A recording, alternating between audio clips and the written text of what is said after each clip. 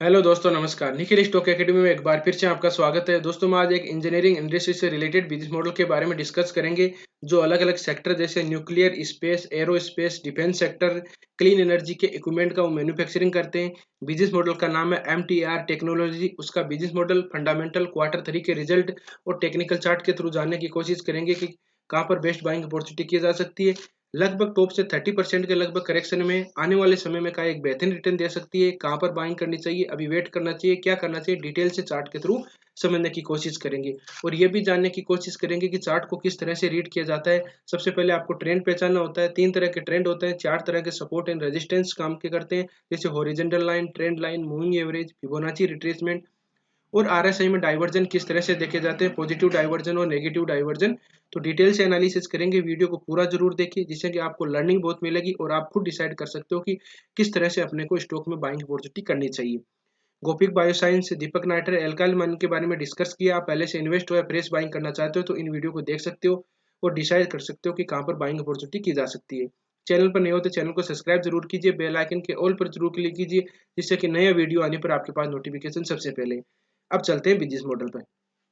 M T R technology की स्थापना 1970 में की गई थी। ये दोस्तों एक ऐसी इक्विपमेंट मैन्युफैक्चरिंग जो मशीन इक्विपमेंट होते हैं उनका मैन्युफैक्चरिंग करते हैं। अलग अलग इंडस्ट्रीज की बात करें, जिस तरह से इनकी 8 यूनिट है इंडिया में। हैदराबाद और तेलंगाना में यूनिट है इसकी। इसका मेन ऑफिस हैदराबाद में है। 8 यूनिट है। इसमें देखिए, पहला है सिविलियन न्यूक्लियर रहता है सेक्टर से रिलेटेड, डिफेंस और एरोस्पेस से रिलेटेड, स्पेस से सेक्टर से related, ball screws, roller screws, clean energy और अदर सेगमेंट होता है, मरीन आदि। जो सेक्टर है, इनके जो इक्विपमेंट होते हैं, मशीनरी, जो मैकेनिज्म होते हैं, इनके पार्ट्स होते हैं, उनका वो मैन्युफैक्चरिंग करती है। अब अलग अलग अपन स्टेप बाय स्टेप देखते हैं कि कौन कौन से जो सेक्टर है, इनके कौन से इक्विपमेंट का वो मैन्युफैक्चरिंग करते हैं। पहला देखें तो ये है न्यूक्लियर सिविल न्यूक्लियर पावर की बात करें तो इसमें देखिए फ्यूल में मैकेनिजिंग हेड होता है, मशीनरी हेड होता है। दूसरा होता है ब्रिज एंड कॉलम होते हैं, इसके पार्ट्स होते हैं। ब्रिज एंड कॉलम में जो इसमें यूज में किए जाते हैं उनका वो मैन्युफैक्चरिंग करते हैं। वेल्ड्रीड, wall top, hatch cover, beam and इसके जो पार्ट्स होते हैं इनका भी मैन्युफैक्चरिंग करते हैं। डायग्राम में देख सकते हो।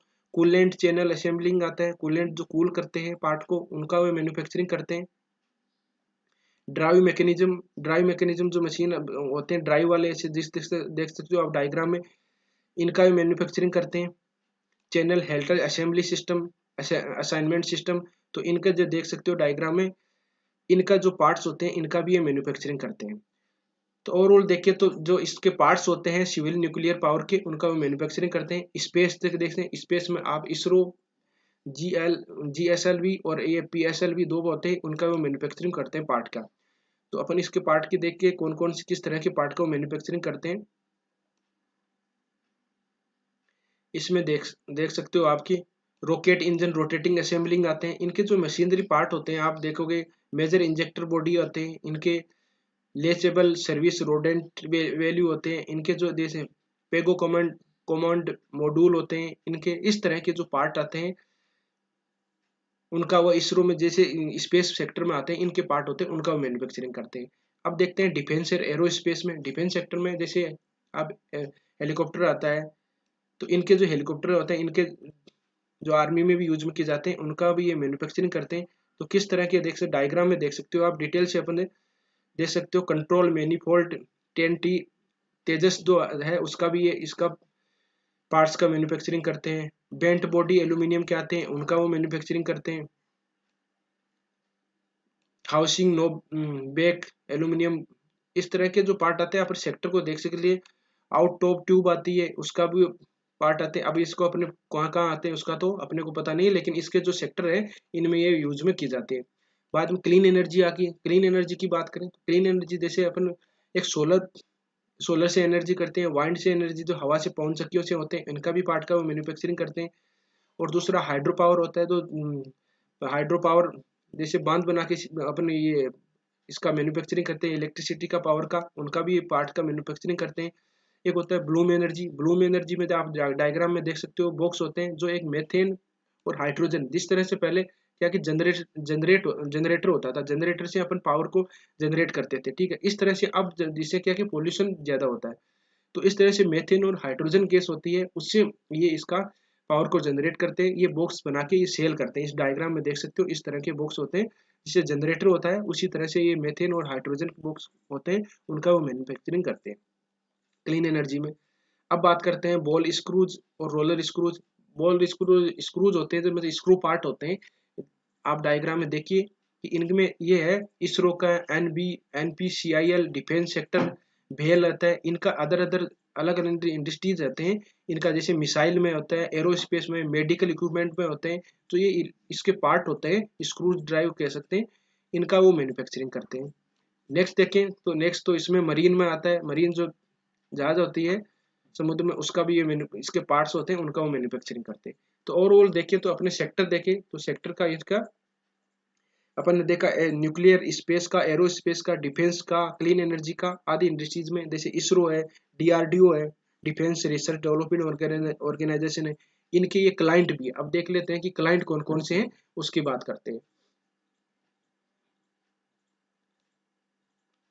सिविलियन न्यूक्लियर सेक्टर में देख सकते हो DAE क्या होता है, डिपार्टमेंट एटॉमिक एनर्जी होता है। NPCIL क्या होता है, nuclear power corporation of India होते हैं। तो इसकी मतलब इस तरह के इसके क्लाइंट भी है। न्यूक्लियर सिविल न्यूक्लियर में ये क्लाइंट है। बाद में स्पेस के देखें तो इस स्पेस में आप देख सकते हो इसरो का भी है, और ये VSSL इसरो का ही पार्ट है, उसमें है। बाद में डिफेंस और एरोस्पेस में देखो तो देखिए आप देख सकते हो रफाल है, HAL है, हिंदुस्तान एरोनॉटिकल लिमिटेड है, DRDO है। इस तरह के इसके क्लाइंट भी है। तो इसका फ्यूचर ग्रोथ बहुत ही अच्छा है। न्यूक्लियर क्लीन एनर्जी में देख सकते हो कि ब्लूम एनर्जी है, हाइड्रो वाली है, न्यू ब्लूम एनर्जी जो इस तरह के अपन डिस्कस किया, मीथेन और जो हाइड्रोजन से एनर्जी प्रोड्यूस करते हैं। क्लीन एनर्जी जैसे सोलर से, वाइंड से, इनके जो सेगमेंट है, तो इनके सेक्टर है, सेक्टर बहुत ही अच्छे हैं। आने वाले समय में फ्यूचर ग्रोथ देखें तो ऐसे ही जैसे आप देखते हो मेक इन इंडिया में डिफेंस सेक्टर में जैसे हेलीकॉप्टर जैसे हुआ, या डिफेंस सेक्टर में जो यूज में किए जाते हैं, उनका भी ये तेजस है, रफाल है, ऐसे इसका भी, या अभी यहाँ पे इसका मैन्युफैक्चरिंग करने लगे हैं। तो इनका फ्यूचर ग्रोथ अच्छा है। अब इनकी बात करते हैं कि फंडामेंटल किस तरह से काम करते हैं। इसकी मार्केट कैप करें, एक स्मॉल कैप कंपनी है, आने वाले समय में बहुत रिटर्न दे सकती है। मार्केट कैप है 4865 करोड़ का है। करंट प्राइस की बात करें तो 5682 है। हाई गया इसका 1825 है, लो गया 1205 है। स्टॉक भी है 52 है। ROC इसका 15% है, ROE इसका 11% है, फेस वैल्यू इसकी 10 है। आने वाले समय में अगर स्प्लिट होता है तो इसमें आपको एक बेहतरीन रिटर्न दे सकता है। अब बात करते हैं, देखिए पीयर कंपनी की बात करें, MTR टेक्नोलॉजी है, पारस डिफेंस की भी कंपनी IPO आया था, और जैसे और भी देख सकते हो आप तेजो इंजीनियरिंग और दूसरा। अब बात करते हैं अपन क्वार्टरली रिजल्ट कि जिस तरह से प्राइस में थोड़ा डिक्लाइन है 30% के करेक्शन में, तो क्या इसके क्वार्टरली रिजल्ट है उसमें डिक्लाइन आया है कि उसके बारे में देखते हैं। अपन 3 क्वार्टरली रिजल्ट की बात करेंगे, जून, सितंबर और दिसंबर का। सेल देखेंगे, इसका एक्सपेंडिचर कितना हुआ, इसका नेट प्रॉफिट कितना है, और EPS क्या है, अर्निंग पर शेयर कितना है। जून का इसका सेल हुआ था 91 करोड़ था, सितंबर का था 126 था, दिसंबर का 160 था। एक्सपेंडिचर की बात करें, एक्सपेंडिचर कितना है, जून का था 66 करोड़ का था, सितंबर की बात करें 91 है, और दिसंबर की बात करें 115 है। अब बात करते हैं नेट प्रॉफिट की। तो आप देख सकते हो कि इसमें सेल में कोई दिक्कत नहीं है, सेल बढ़ रहा है कंटिन्यूसली, और नेट इसका एक्सपेंडिचर भी ठीक बढ़ा है। नेट प्रॉफिट की बात करें तो जून का नेट प्रॉफिट था 16 करोड़ का था, सितंबर का था 25 करोड़ था, और दिसंबर का था 32 करोड़ का था। तो इसमें देख सकते हो कि ये नेट प्रॉफिट में इंक्रीज हो रहा है। EPS की बात करें, अर्निंग पर शेयर होता है वो होता है 5.3534 है, और बाद में 8 पॉइंट है, और बाद में 10 पॉइंट है। तो इसमें इंक्रीज भी, EPS भी इंक्रीज हो रहा है। वाई टू वाई देखें तो इसमें कोई दिक्कत वाली बात नहीं है। अपन 2021 की बात करेंगे। नेट प्रॉफिट देखेंगे डायरेक्टली। नेट प्रॉफिट की बात करें तो इसमें देख सकते हो आप, नेट प्रॉफिट 31 करोड़ था, बाद में मार्च 21 में बात 46, और बाद में 61, और अभी के 3 क्वार्टर रिजल्ट देख सकते हो 93 है। तो बिजनेस मॉडल इसका देखें तो आप देख सकते हो कि नेट प्रॉफिट में इसके फंडामेंटल क्वार्टर रिजल्ट बहुत ही शानदार है। अगर देखें कि 1 साल पहले जिन्होंने इन्वेस्ट किया था उसको 13 मतलब 10% के माइनस में रिटर्न मिल रहा है। अब बात करते हैं बैलेंस शीट की। बैलेंस शीट आपको देखना जरूरी होता है कि किस तरह से इसके कर्जा कितना है, इसके पास में शेयर कैपिटल क्या है, इसके पास में फंड कितना का है। शेयर कैपिटल की बात करें तो 31 करोड़ है। रिजर्व इसके पास में खजाना कितना है, 531 करोड़ का है। बोरोइंग इसके पास 134 करोड़ का है, कर्जा कोई ज्यादा नहीं है। अदर लाइबिलिटीज की बात करें तो 156 करोड़ का है। अब बात करते हैं अपन इसका शेयर होल्डिंग पैटर्न। प्रमोटर के पास में 47% के लगभग इसका है होल्डिंग, एफआईज के पास में 3.79 है, डीआईज के पास में 28% है, पब्लिक के पास में 20% है। तो आप देख सकते हो कि इसमें एफआईज और डीआईज की होल्डिंग है, एफआईज की होल्डिंग कम है थोड़ी और डीआईज की होल्डिंग ठीक है। डीआईज होल्डिंग भी अपनी बढ़ा रहा है, एफआईज भी होल्डिंग अपनी बढ़ा रहा है धीरे धीरे। और पब्लिक के पास में तो 20% के लगभग है। अब देखिए पब्लिक के पास में यहाँ पर पहले पहले 22 थी, वो धीरे धीरे बेच रहे हैं क्योंकि डाउन आ रहा है, तो ये सोच रहे हैं कि इसमें और कितनी करेक्शन आ सकती है। लेकिन आप देखोगे कि एफआईज और डीआईज दोनों ही होल्डिंग धीरे धीरे बढ़ा रहे हैं। अब जानने की कोशिश करेंगे कि टेक्निकल चार्ट को किस तरह से रीड किया जाता है। सबसे पहले आपको टेक्निकल चार्ट को रीड करने के लिए ट्रेंड का पता होना चाहिए। तीन तरह के ट्रेंड होते हैं, एक होता है अप ट्रेंड होता है, डाउन ट्रेंड होता है, साइडवेज होता है। तीन तरह को आपको किस तरह से आइडेंटिफाई कर सकते हो उसका देखेंगे। लेफ्ट कोने से एक लाइन ड्रॉ करो और ऊपर की तरफ अगर लाइन ड्रॉ जा रही है तो उसको अपन बोलेंगे अप ट्रेंड बोलेंगे। और ऊपर की दूसरी होता है डाउन ट्रेंड, तो लेफ्ट ऊपर टॉप से लेकर नीचे की तरफ आ रही है उसको बोलेंगे डाउन ट्रेंड। और फिर बाद में लेकिन लेफ्ट कोने से लेकर राइट की तरफ जा रहे हैं उसको बोलेंगे साइडवे। तो तीनों जो अप ट्रेंड डाउन ट्रेंड और साइडवेज होते हैं उसको आप इस तरह से आइडेंटिफाई कर सकते हो। ये नॉर्मली बेसिक चीज होता है। अब होता है कि अप ट्रेंड को आप किस तरह से और पहचानोगे। तो अप ट्रेंड की होते हैं कि हायर टॉप हायर बॉटम बनते हैं। किस तरह से बनते हैं हायर टॉप हायर बॉटम? ये देखिए मार्केट में लिस्टेड हुआ कब हुआ था? मार्च 21 में मार्केट में लिस्टेड हुआ था। प्राइस लगभग थी कितनी थी? लगभग प्राइस के लगभग मतलब 1000 के लगभग थी। इसमें कंसोलिडेट हुआ, तो आपको कंसोलिडेट में इसमें नहीं लेना है। फिर ऊपर की तरफ ब्रेकआउट हुआ, ब्रेकआउट के बाद में इसने रिटेस्ट किया। रिटेस्ट कहाँ किया? देखिए ये पहले वाला सपोर्ट कहाँ लिया इसने? पहले रेजिस्टेंस था, वहीं सपोर्ट लेके फिर निकल गया। ये सपोर्ट और रेजिस्टेंस इस तरह से काम करते हैं। अब अगर मैं इसको एक टॉप मानूं और इसको बॉटम मान लेता हूँ, तो टॉप के बाद ऊपर की टॉप आया उसको बोलेंगे हायर टॉप, ऊपर जा रहा है। तो ये बॉटम था तो इसको बोलेंगे हायर बॉटम। इससे बॉटम से इससे ऊपर वाला बॉटम हाई है तो इसको हायर बॉटम। तो कहने का मतलब है कि अप ट्रेंड में हायर टॉप हायर बॉटम बनते हैं। हायर टॉप हायर बॉटम बन रहे हैं। हायर टॉप हायर बॉटम बने तो आप देख सकते हो कि हायर टॉप हायर बॉटम बनने के बाद में ऊपर की तरफ गया और ये यहाँ पर एक टॉप लगा दिया। टॉप लगाने के बाद में इसको आप मान लेते हैं लोअर टॉप मान लेते हैं और लोअर बॉटम मान लेते हैं। लोअर टॉप और ये मान लेते टॉप लोअर टॉप और लोअर बॉटम। इसके बाद में lower top lower bottom lower top lower bottom. मतलब डाउन ट्रेंड में क्या होता है? लोअर टॉप लोअर बॉटम बनते हैं। जिस तरह से अप ट्रेंड में हायर टॉप हायर बॉटम बनते हैं उस तरह से ही लोअर टॉप लोअर बॉटम बनते हैं। यहाँ पर देखिए नीचे की तरफ एक यहाँ लोअर टॉप लोअर बॉटम बनाया लेकिन इसको ऊपर की तरफ ब्रेकआउट किया इसने। मतलब अगर ट्रेंड चेंज होने की पॉसिबिलिटी यहाँ बनी थी, ये भी ध्यान रखना। इसको टॉप था उसको ब्रेकआउट कर दिया, ब्रेकआउट किया लेकिन यहाँ पर ये सस्टेन नहीं कर पाया। पहले वाले ऊपर वाले टॉप को उसको रेजिस्टेंस मिलेगा, इसको उसने ब्रेकआउट नहीं किया। एक ये भी ध्यान रखना अगर ट्रेंड चेंज होता है तो पहले को ट्रेंड अगर उसको ब्रेकआउट कर देता है, कई स्टॉक तो करते हैं कि ये उसको भी क्रेज मतलब कि पहले वाले को ही ब्रेकआउट कर देते ही फिर निकल जाते हैं। कई स्टॉक ऐसे होते हैं जो ऊपर वाले रेजिस्टेंस यहाँ पर मिलता है वहां रुक जाते हैं। दो स्टेप आपको ध्यान रखनी है। ये फिर बाद में यहाँ रेजिस्टेंस मिला, इसको नीचे कंसोलिडेट फेज में है अभी। कंसोलिडेट फेज में है अभी, इसमें कोई भी मतलब आप देख सकते हो कि डाउन ट्रेंड नहीं है, कंसोलिडेट फेज हो गया। ये कंसोलिडेट फेज को इसको इसमें एक पैटर्न भी बना रहा है, उसका पैटर्न भी अपन देखेंगे। अब बात करते हैं ट्रेंड रिवर्स कैंडलस्टिक पैटर्न। मतलब ट्रेंड को देख के अभी बाइंग अपॉर्चुनिटी नहीं की जा सकती। ट्रेंड रिवर्स कैंडलस्टिक पैटर्न किस तरह से काम करती है ये देखिए। ऊपर की तरफ गया, यहाँ पर एक शूटिंग स्टार कैंडल बनाई है। क्या होती है शूटिंग स्टार कैंडल? अब देखो इस कैंडल स्टिक की साइकोलॉजी भी देखो। ये अप ट्रेंड था एक, मतलब कि आप देख सकते हो कि यहाँ बायर मतलब हावी थे, बायर ऊपर ले जा रहे थे और यहाँ ऊपर बायर ले गए और फिर नीचे की तरफ आएंगे। नीचे मतलब सेलर ने इन्हें प्रेशर लगाया और नीचे की तरफ आए, फिर बाद में ऊपर की तरफ आए। ऊपर सेकंड कैंडल देख सकते हो आप, ये शूटिंग स्टार कैंडल ये है। दोनों ही टाइप में शूटिंग स्टार कैंडल कह सकते हो, लेकिन ये अच्छी वाली कैंडल है, शूटिंग स्टार कैंडल है। शूटिंग स्टार कैंडल की साइकोलॉजी क्या होती है कि ये ऊपर की तरफ टॉप में बनती है। पहले कंडीशन तो टॉप में बनती है, पहले अप ट्रेंड होना चाहिए, कंडीशन होगी। साइकोलॉजी है कि बायर ऊपर के ले जा रहे थे लेकिन सेलर ने प्रेशर डाला और सेलर यहाँ पर जीत गए। सेलर जीत गए ये तो ठीक है, लेकिन कन्फर्मेशन कौन सी कैंडल से होगा? इसके नीचे इसको ब्रेक डाउन करेगा, रेड कैंडल बनेगी तब इसमें होगा। तो यहाँ पर इसने रेड कैंडल बनाई और कन्फर्मेशन कैंडल हो गई और फिर यहाँ पर इसका डाउन ट्रेंड है। अब यहाँ पर candle trend reverse candle stick hammer बनाए, तो हैमर कौन सी?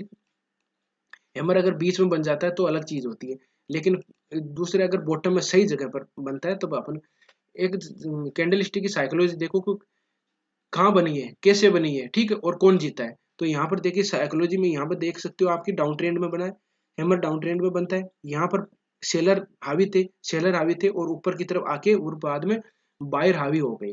ठीक है, बायर जीत के। अब बायर जीत के तो कहाँ पर जीतेंगे, किस तरह से जीतेंगे, कंफर्मेशन कहाँ होगा, ऊपर की तरफ ग्रीन कैंडल बनाएगी, ये ग्रीन कैंडल बन गई और फिर बाद में ऊपर की तरफ आप देख सकते हो इस तरह से। यहाँ पर देखो, यहाँ पर भी आप देख सकते हो, यहाँ पर क्या हुआ कि हैमर बनाया लेकिन कोई कंफर्मेशन कैंडल इसको ब्रेकआउट, सेलर तो यहाँ पर बायर तो जीते, लेकिन बायर जीते लेकिन ऊपर कोई ऊपर नहीं जा पाया, वही कंसोलिडेट हो गया, यहाँ हो गया, फिर ऊपर की तरफ देख सकते हो गया। यहाँ आप अगर थोड़ा बड़ा टाइम फ्रेम में देखो तो आपको ट्रेंड रिवर्स कैंडलस्टिक पैटर्न देखिए, यहाँ पर कौन सा piercing dark cloud core formation बना है। क्या होता है डार्क क्लाउड फॉर्मेशन, मतलब पहले के जो बायर थे उसको 70-80% कवर कर लिया, मतलब 70-80% सेलर जीत के, और कंफर्मेशन इस रेड कैंडल से हो गया। फिर यहाँ पर क्या हुआ, ये बोलते हैं इस कैंडल स्टिक को बोलते हैं morning star formation, morning doji star formation. ये एक डोजी कैंडल बनी है। क्या कंडीशन होती है, बॉटम में बनती है एक रेड कैंडल होगी, फिर डोजी कैंडल होगी, पर रेड ग्रीन कैंडल होगी। ग्रीन कैंडल तीनों कैंडल के कंफर्मेशन कैंडल को बाद में, तीनों कैंडल के फॉर्मेशन को मॉर्निंग डोजी स्टार फॉर्मेशन बोलते हैं। और फिर आप देख सकते हो अभी ट्रेंड रिवर्स कैंडलस्टिक पैटर्न को देखिए, कोई ट्रेंड रिवर्सिंग कैंडलस्टिक पैटर्न नहीं बन रही है। अब पैटर्न कौन से बनना है, यहाँ पर सपोर्ट लिया था, फिर आके वहां पहले देखो, यहाँ पर सपोर्ट लिया था, यहीं आके सपोर्ट ले लिया। अब यहाँ पर देखो एक एम पैटर्न बन रहा है। किस तरह से एम पैटर्न बना, ये आया, यहाँ पर आया, फिर यहाँ पर आया, तो यहाँ पर ट्रिपल टॉप पैटर्न बना दिया, 1 टॉप 2 टॉप 3 टॉप, तो ट्रिपल टॉप पैटर्न बना दिया। अगर इसको ब्रेक डाउन करता है, अब इसको रो किसने रखा है, पहले वाले ध्यान रखना, इसको सपोर्ट ले रखा था इसने, ये सपोर्ट लिया हुआ था, यहाँ सपोर्ट लिया हुआ था, ये पहले जो यहाँ ब्रेकआउट हुआ था, रेजिस्टेंस हायर लोअर टॉप था, उसको रेजिस्टेंस था, इसने सपोर्ट ले रखा। लेफ्ट में ये देखिए सपोर्ट, तो इसको अगर 3 जगह इसने 1 time 2 time 3 time 4 time 5 time 6 time इसने 3-4 जगह तो सपोर्ट ले रखा है, और 2 जिनका रेजिस्टेंस था वो सपोर्ट का काम कर रहा है। तो इसको अगर ब्रेक डाउन करेगा, ब्रेक डाउन होगा तो एम पैटर्न का डबल ब्रेक डाउन होगा, ट्रिपल टॉप पैटर्न का ब्रेक डाउन होगा, तो यहाँ तक आ सकता है। कहाँ प्राइस क्या है, 1200 का लगभग आ सकता है। तो अभी बाइंग अपॉर्चुनिटी अपने को नहीं करनी चाहिए, वेट करना चाहिए। दो कंडीशन है, या तो इससे ऊपर की तरफ ब्रेकआउट हो, या इसको नीचे की तरफ ब्रेकआउट हो, तब इसमें ले सकता है। तो यहाँ पर नीचे भी, अभी आप समझ लीजिए यहाँ पर ले लोगे तो नीचे भी आ सकता है, पॉसिबिलिटी है, क्योंकि 3-4 बार अगर अब की बार इसको ब्रेक डाउन किया तो ये सेलिंग मतलब कि ब्रेक डाउन हो सकता है। क्यों, क्योंकि 2-3 बार सपोर्ट ले लिया, फिर बाद में अब की बार यहाँ सेलर जीत सकते हैं। तो यहाँ पर देख सकते हो। अब बात करते हैं कि आरएसआई में डाइवर्जन किस तरह से काम करते हैं। मैं आपको आरएसआई में डाइवर्जन दिखा देता हूँ। थोड़ा सी अगर दोस्तों समझ में नहीं आया तो एक बार वापस जाके बैक से देख लेना, आपको धीरे धीरे चीजें समझ में आ जाएगी किस तरह से काम करते हैं। ये देखिए, मैं अगर टाइम फ्रेम थोड़ा सी छोटा करूं, डेली टाइम फ्रेम आरएसआई में डाइवर्जन देखो, प्राइस का मूवमेंट यहाँ पर देखिए, प्राइस का मूवमेंट ऊपर की तरफ था, ये देख सकते हो आप। और यहाँ देखेंगे तो ये देखिए, यहाँ से प्राइस का नीचे नीचे की तरफ मूवमेंट था, इसको बोलते हैं नेगेटिव डाइवर्जन।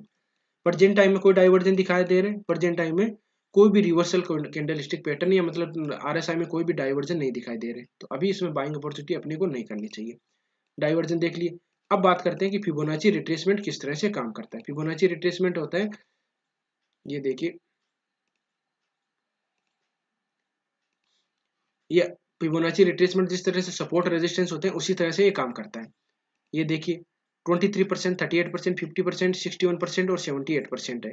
तो 78% है, तो यहाँ पर देखिए सपोर्ट कहाँ लिया था, 23% के लगभग, फिर सपोर्ट कहाँ लिया, ये देखिए डायग्राम में देख सकते हैं आप, 38% पे, फिर बाद में सपोर्ट लिया 50% पे, रेजिस्टेंस क्या मिला यहाँ पर ऊपर 38% पे, इसको ब्रेक डाउन किया और यहाँ पर ये सपोर्ट लिया है। एक तो देखो सपोर्ट पहले का सपोर्ट था, ये पहले रेजिस्टेंस भी था, तीसरा फिबोनाची रिट्रेसमेंट अपने 78% आ रही थी, ऊपर की तरफ ब्रेकआउट हुआ है 61% को, एक ग्रीन कैंडल बनी है। कभी भी ब्रेकआउट या ब्रेकडाउन होता है तो एक बुलिश या बीरिशिंग कैंडल बनती है, ध्यान। ऊपर की तरफ यहाँ पर 50% के लगभग इसको रेजिस्टेंस मिला है। तो अभी कहाँ मिल रहा है, अभी जैसे दोस्तों काम कहाँ कर रहा है, इस चीज को देख लीजिए। दो फिबोनाची रिट्रेसमेंट के अंदर ये काम कर रहा है,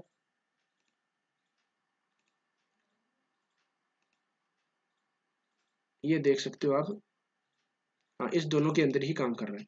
तो इसमें दो फिबोनाची रिट्रेसमेंट है, इसका आप देख सकते हो, ये फिबोनाची 50% और 61%, दोनों को ऊपर की तरफ रेजिस्टेंस ले रहा है और नीचे का सपोर्ट ले रहा है। अगर इसको ऊपर की तरफ ब्रेकआउट होगा तब अच्छा मूवमेंट आएगा, नीचे की तरफ अगर सपोर्ट इसको ब्रेक डाउन करता है तो ये पिछला जो आपको सपोर्ट है उसको देख सकता है। तो इस तरह से आप स्टॉक में रणनीति बना सकते हो। मेरे हिसाब से अभी वेट करना चाहिए, इस कंसोलिडेट फेज है, इसको ब्रेकआउट या ब्रेकडाउन का वेट करना चाहिए। अगर इसमें ब्रेक जो पहले से इन्वेस्ट है वो इसमें अभी इन्वेस्ट रह सकते हैं, फ्रेश बाइंग अपॉर्चुनिटी एक्युमुलेट करना चाहते हो तो अभी वेट कीजिए। अगर आपको 200 रुपये महंगा मिलेगा तो कोई दिक्कत नहीं है, लेकिन यहाँ अगर ये मिल जाता है तो बेस्ट बाइंग अपॉर्चुनिटी होगी 78% के, अभी 61% पे है।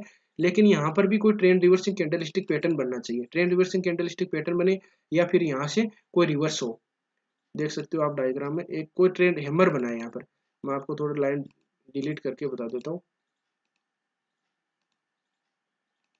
यहाँ हैमर बना है लेकिन ग्रीन कैंडल बनेगी, एम पैटर्न भी बन रहा है, एम पैटर्न का ब्रेकडाउन होगा तो फिर यहाँ तक आ सकता है। तो आपको वेट करना चाहिए, अभी इसका वेट करना चाहिए, एम पैटर्न का ब्रेकडाउन भी हो सकता है और फिर ऊपर की तरफ इसको अगर ब्रेकआउट कर दिया प्राइस है लगभग 1750 को, तो फिर बाद में आपको एक अच्छा मूवमेंट दिखाई देगा। ये 1 साल से लगभग है, तो अभी ये देख सकते हो कि ये नवंबर दिसंबर तक एक कंसोलिडेटेड फेज में भी रह सकता है, ये भी ध्यान रखना।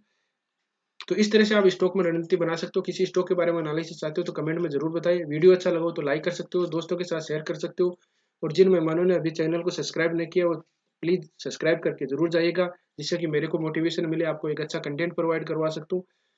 तो दोस्तों वीडियो देखने के लिए बहुत बहुत धन्यवाद। मिलते हैं नेक्स्ट वीडियो में, तब तक के लिए दोस्तों बाय बाय।